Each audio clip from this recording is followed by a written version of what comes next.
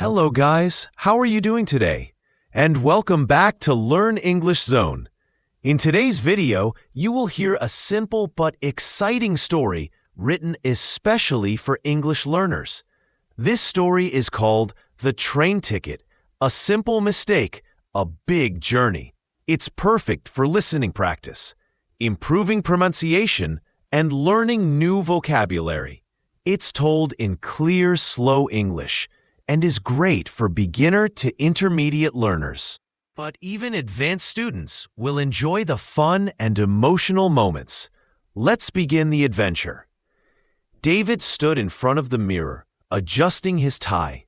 It was blue, his lucky color. He had an important job interview today, and he wanted to make a good impression. His shirt was clean, his shoes were polished, and his documents were in his backpack. "I'm ready," he said to himself. David lived in a small town called Lakeside. The job interview was in Newbridge, a city 2 hours away by train. He had planned everything carefully. He checked the time. It was 8 a.m. My train leaves at 8:30. I have enough time, he thought. He picked up his backpack and left the house. Today was going to be a big day. David arrived at the train station at 8:15 a.m. The platform was busy.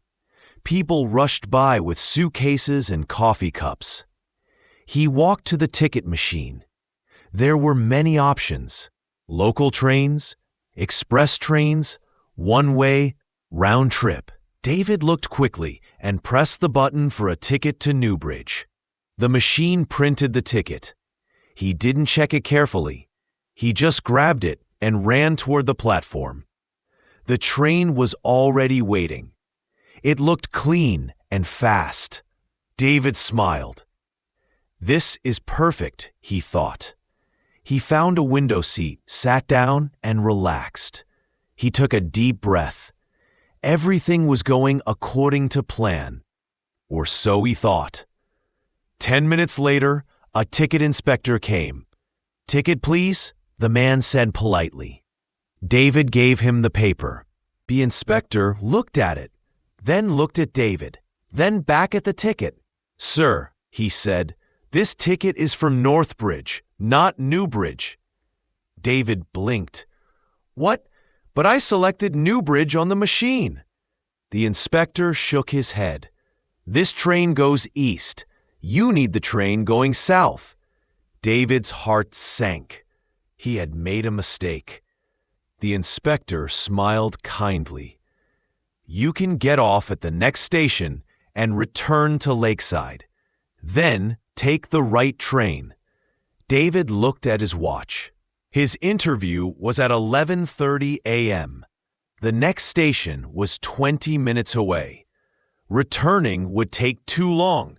His chance was slipping away. David stared out the window. Trees passed by in a blur. "I have to do something," he thought. When the train stopped at the next station, Eastville, David quickly got off. He ran to the information desk. "Excuse me," he said. "How can I get to Newbridge from here?" The woman at the desk checked her screen. "You can take a bus from Eastville Central. It leaves in 20 minutes. "Where is the station?" "About 15 minutes walk." David didn't wait. He grabbed his backpack and ran.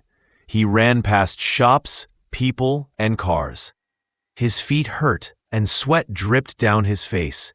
He reached the bus stop just in time. The bus was there. He jumped on. "To Newbridge, please," he said, out of breath. The driver nodded.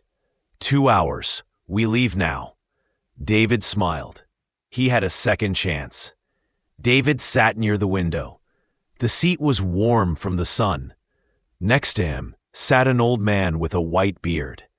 "First time to Newbridge?" the man asked. "Yes, I have a job interview," David replied. "Good luck. I worked there for 40 years, the man said proudly. They talked for a while. The old man gave David tips about the city. Don't take Main Street during rush hour, he warned. Too slow. The bus passed hills, rivers, and towns. David listened to the engine hum. He felt nervous, but hopeful. He looked at the time. 10:50 a.m. Still enough time if there was no traffic. At 11:10 a.m., the bus stopped. Nothing moved. Cars were everywhere. A traffic jam. David's heart started to race. "Excuse me," he asked the driver. "How far is the city center?" "About 10 minutes, if we move." David looked outside. People walked faster than the cars. He made another decision. He got off the bus and started running. He ran through sidewalks, crossed streets, dodged bicycles. His legs hurt. His chest burned, but he didn't stop. Finally, he saw the company building. He reached the door at 11:27 a.m.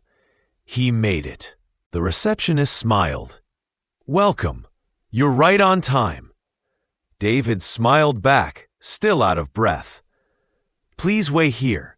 The manager will call you." David sat. His shirt was wet with sweat. He tried to calm down. A man walked in. "David, come with me." The interview room was cool and quiet. The manager looked kind. "Tell me about yourself," he said. David started talking. He spoke clearly, honestly.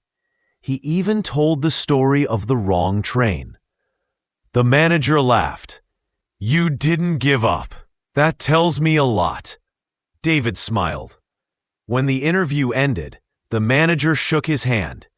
"Thank you. We'll call you soon." David took the right train back to Lakeside. This time, he checked the ticket twice. He felt tired, but proud. The next day, he waited and waited. He kept checking his phone. No messages. No emails.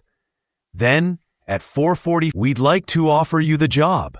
You showed great determination." David couldn't believe it. "Thank you. Thank you so much." Outro. David's small mistake led to a big journey. He ran, he sweated, he got lost, but he never gave up. And in the end, that made all the difference. Learn from the story.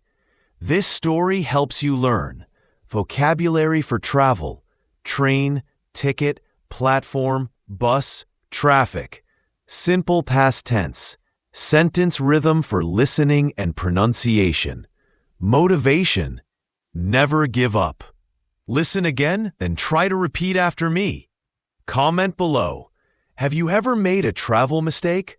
What happened? Like and subscribe to Learn English Zone for more great English stories. Thank you for watching and listening. See you next time. Learn English Zone, your daily guide to English fluency.